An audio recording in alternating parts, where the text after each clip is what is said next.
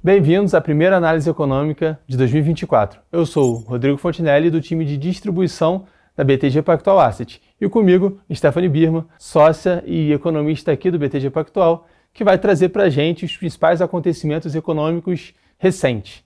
Stephanie, obrigado pela sua participação mais uma vez aqui com a gente, mais um ano. Stephanie, acho que para a gente começar, seria legal você comentar aí, a gente viu no final do ano passado uma retomada de performance dos ativos de risco, tanto de juros quanto de bolsa, local e lá fora. O que você destaca do término do ano passado e o começo desse ano em termos econômicos? Bom, obrigada, Rodrigo. Eu acho que o que foi bem importante no final do ano passado, na verdade, foi um movimento que começou lá no mês de novembro e ele se intensificou no mês de dezembro, essa recuperação dos ativos que você estava comentando. O que causou isso? Né? Acho que o principal se a gente olhar os dados americanos, os dados de atividade econômica, eles mostram, de maneira geral, uma tendência de desaceleração. Então, uma economia que cresceu ali próximo de 5% no terceiro trimestre tem uma tendência de desaceleração para os próximos trimestres. Além disso, e talvez o mais importante, é que a inflação nos Estados Unidos também tem mostrado uma tendência de queda e ela também se intensificou nesse último mês. Então, por exemplo, um índice de inflação que o Fed, que é o Banco Central Americano, mais gosta de olhar, que é o deflator do consumo, ele veio mais baixo do que o esperado, assim, acho que há um mês ou 2 meses atrás era esperado algum número em torno de 0,20, 0,30%, e ele veio um número mais próximo, vamos dizer assim, de zero do que esse número esperado, e isso levou a uma revisão da inflação para baixo, não só pelos analistas, mas também pelo Federal Reserve.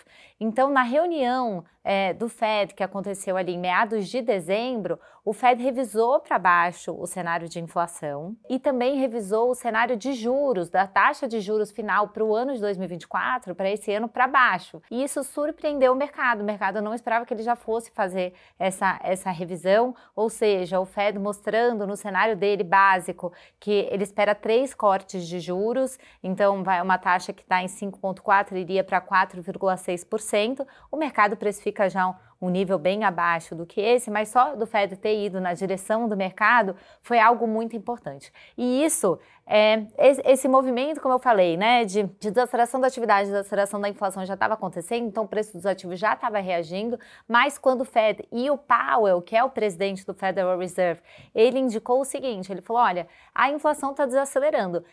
Quando eu tiver realmente confiança que a inflação está indo para a meta de 2%, aí essa taxa de juros hoje, que é 5,4%, que é muito acima da taxa de equilíbrio de juros nos Estados Unidos, ela vai ficar muito alta. Eu vou ter que ir para alguma coisa mais próxima da taxa neutra. Qual que é a taxa neutra nos Estados Unidos?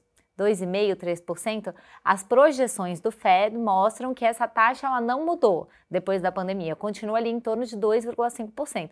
Ou seja, é um nível muito abaixo de onde está hoje e muito abaixo também do que está precificado pelo mercado, embora o mercado precifique uma taxa de juros abaixo do que o Fed indica, que é 4,6%. Acho que essa combinação fez com que o mercado se animasse e olhasse, bom, acho que a taxa de juros vai cair antes, vai cair mais rápido, portanto, isso é bom para o crescimento econômico, é bom para a Bolsa, é bom para o dólar, né? O dólar global, ele fica mais fraco, enfraquece, e obviamente esse movimento, ele tem desdobramentos, né, para os diversos mercados. E acho que um último ponto para a gente comentar é o que a gente espera, né, no fundo, da taxa de juros nos Estados Unidos. O nosso cenário é que o Fed, ele vai iniciar esse processo de corte de juros ali na reunião de março ou maio, tá? E a nossa avaliação é que o Fed vai entregar 2 ou 3 cortes de 25 pontos base para começar e depois ele vai acelerar para 50 pontos base. Então, no segundo semestre, a gente vê 4 cortes de 50 pontos base, levando ali a taxa para 2,7% no final desse ano. É um nível bem abaixo do que o mercado está precificando. O timing, se é março ou maio, o que vai determinar isso? Olha, meados de janeiro a gente vai ter o número do CPI, que é a inflação americana, né, que vai ser super importante, e também no dia 12 de janeiro vai ser divulgado o PPI, que é o índice de inflação ao produtor. Esse indicador do PPI, ele tem diversos componentes que ajudam a prever o deflator do consumo, que eu falei que é a inflação que o Fed mais gosta de olhar.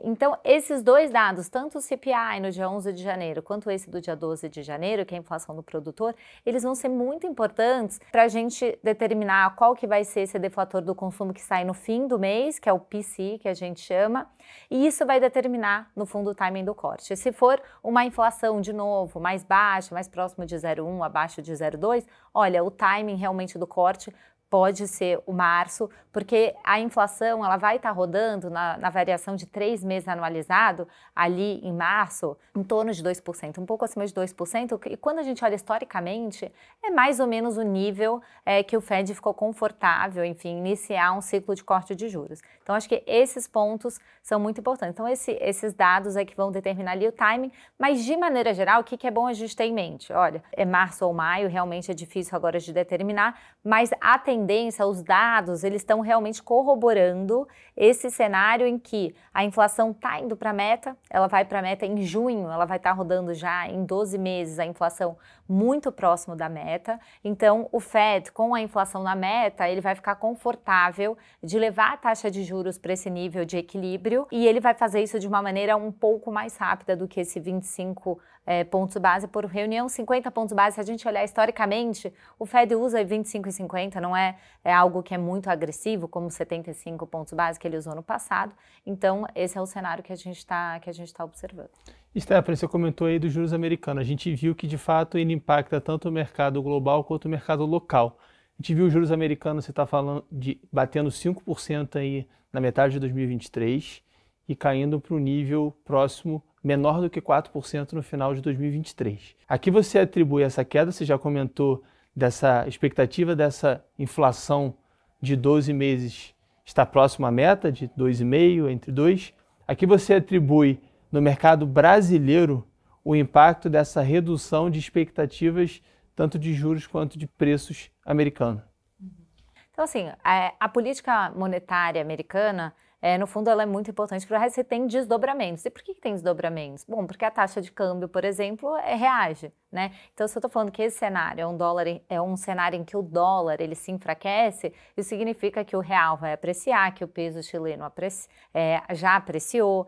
Então, o desdobramento é nesse sentido. A gente tem uma taxa de câmbio mais apreciada, isso ajuda a nossa inflação a ficar mais baixa por conta do diferencial de juros, né? Que impacta o câmbio e aí a nossa inflação.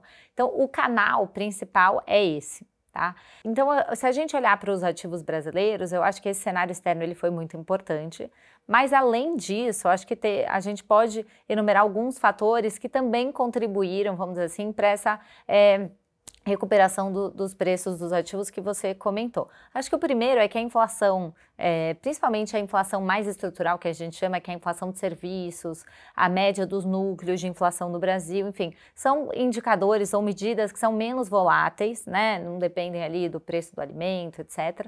Essas medidas, de fato, elas vêm numa tendência também muito intensa de desaceleração. Então, se a gente olhar a média dos núcleos de inflação, ela está rodando em 3%, que é basicamente a meta, né, de inflação. A inflação de serviços, o núcleo de serviços, que exclui itens voláteis, como passagem aérea, essa inflação ainda está um pouco acima da meta. A nossa expectativa é que fique rodando ali um pouquinho acima, em torno de 3,5%. Historicamente, essa inflação de serviços, ela roda, de fato, acima da meta. Então, acho que esse é mais ou menos o cenário. Então, essa desaceleração da inflação ajudou, por exemplo, no mês de dezembro. E um outro ponto também foi em relação ao fiscal. O governo mandou, nesse segundo semestre, diversas medidas que tinham que ser aprovadas pelo Congresso e o governo teve êxito em aprovar essas medidas, né? E aí, o que acontece? A gente olhar sei lá, 2 meses atrás, a expectativa é que o déficit fiscal para esse ano, para o ano de 2024, ele seria ali em torno de 1%, um pouco a mais, um pouco menos, mas em torno desse valor. E aí, por conta da aprovação dessas medidas, a expectativa agora é que esse déficit ele seja menor, ou seja, ele seja eventualmente até abaixo de 0,8, pode ser 0,6, 0,7, enfim. Vai depender, obviamente, essa questão fiscal, ela não é uma questão que foi resolvida, né? Acho que o governo teve êxito realmente aí recente em aprovar essas medidas e levar para uma perspectiva de um déficit menor. Ainda a meta de 0% de déficit ela ainda é desafiadora, mas acho que o ponto importante é que as medidas estão indo na direção correta. Tá? Claro que tem ruído fiscal de final de ano, de início de ano, mas de maneira geral, acho que essa melhora da perspectiva para o déficit de 2024, junto com uma inflação mais baixa, gerou uma perspectiva de que a taxa de juros aqui no Brasil ela também pode cair mais do que esperado. Então, o nosso cenário é que a taxa vai para 9% no final de 2024. A nossa avaliação é que se o Fed, de fato, se esse cenário externo, né, esse cenário que a gente está vendo, ele for confirmado, pode ser que o Banco Central aqui vá um pouco abaixo desse 9%, acho que sim, a tendência seria desse lado, né? Os Estados Unidos com uma taxa de 2,5, entre 2,5 e 3, será que o Brasil precisa ter uma taxa acima de 9? Então, um pouco dessa discussão, obviamente, vai depender de quão rápido ou não vai ter essa desaceleração de inflação aqui no Brasil, se ela vai se sustentar. Então, acho que esses são pontos importantes, mas acho que um ponto aqui para a curva de juros, né, que é uma discussão se o Banco Central aceleraria ou não o ritmo de corte, né? O Banco Central, Roberto Campos, afirmou ali no final de 2023 de que o ritmo de 50 pontos base era o mais adequado. Eu acho que para mudar isso, a gente teria que ter uma queda da projeção de inflação do Banco Central. Essa projeção para 2025 ela está em 3,2%, que é um pouco acima da meta. Então, essa projeção, na nossa avaliação, para o Banco Central enxergar uma Selic, né, mais baixa e aí eventualmente um ciclo maior e poder realmente acelerar o ritmo de corte, teria que ter ou a expectativa de inflação para 2024, 2025 caindo, ou a taxa de câmbio apreciando mais, ou a própria inflação corrente surpreendendo para baixo, de modo a causar revisões das pessoas, enfim, dos analistas para baixo, isso impactar realmente a projeção do Banco Central. No curto prazo, né, embora a gente tenha observado a tendência recente foi nessa direção, no curto prazo a gente não está vendo algum movimento grande nessa direção. Né? Então, na nossa avaliação, o Banco Central vai manter esse ritmo. É claro que se o Fed, por exemplo, naquela discussão se é março ou maio, se os indicadores vão mais numa direção de março, ou seja, mais rápido, a gente pode sim ver uma apreciação do câmbio, que poderia levar a uma revisão para baixo da projeção do Banco Central, etc., que poderia fazer com que ele eventualmente acelerasse o ritmo de corte, mas, de novo, não é o cenário básico. Né? Acho que tem esse risco, mas a gente não acha que é o cenário básico. O cenário básico realmente é seguir nesse ritmo aí de 50 pontos base. Maravilha, você comentou da gente ter uma projeção podendo melhorar de juros aqui no Brasil de 9% no final do ano, podendo ser mais baixo dependendo do cenário americano principalmente. E PIB e inflação, o que você espera que se desenhe para 2024? Então, para 2024, a gente tem de inflação, a gente tem 3,8%. O IPCA que é abaixo do consenso, o consenso é 3,90%, pouquinho abaixo. A gente está vendo essa tendência da inflação estrutural mais baixa, ela se manter. Né? O único ponto é que em 2024, como tem o El Niño, essa inflação do primeiro trimestre de alimentos, ela é desafiadora, ela ainda deve ser alta. Então, para 2025, a gente vê uma inflação abaixo da meta. A gente tem 2,7%, porque tem o El Niño que contribui para o preço de alimento ficar mais alto em 23, mas porém mais baixo em 24. Então, a inflação para 2025, por exemplo, a gente vai abaixo da meta, por isso que a gente tem um cenário aí favorável de juros.